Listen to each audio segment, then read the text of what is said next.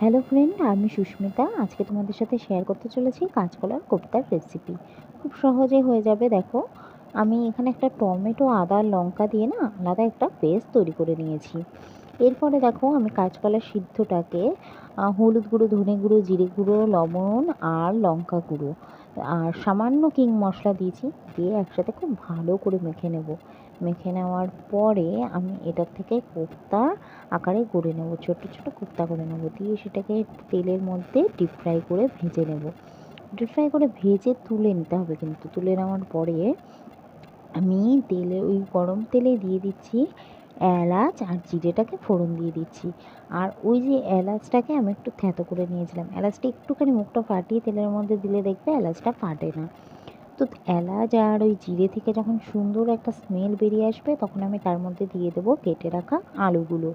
এবং আলুগুলোকে লবণ আর হলুদ মাখিয়ে আমি কিন্তু ভেজে নেবো খুব ভালো করে। ভালো করে লাল লাল করে আলুগুলো ভেজে নেওয়া হয়ে গেলে আমি এখানে টমেটো, আদা, লঙ্কার যে পেস্টটা বানিয়েছিলাম তার সাথে মিশিয়ে নিচ্ছি ধনে গুঁড়ো, জিরে গুঁড়ো, লঙ্কা গুঁড়ো, হলুদ, আর দিয়ে দিচ্ছি কিং মশলাটা। দিয়ে খুব ভালো করে অল্প অল্প জল দিয়ে ভালো করে কষিয়ে নেবো। একটুখানি ঢাকা দিয়ে রাখবো। ঢাকাটা খুলে যখন দেখবো মশলাটাতে কীরকম সুন্দর একটা কালার আর তেল ছেড়ে এসছে, তখন আমি এখানে গরম জলটা অ্যাড করে দেবো। গরম জলটা অ্যাড করে দেওয়ার পর গরম জলটা যেন ফুটে উঠবে, তার মধ্যে আমি কোপ্তাগুলো দিয়ে নামিয়ে নেব। বা আশা করি রেসিপিটা ভালো লেগেছে। লাগলে একটা লাইক আর সাবস্ক্রাইব করুন।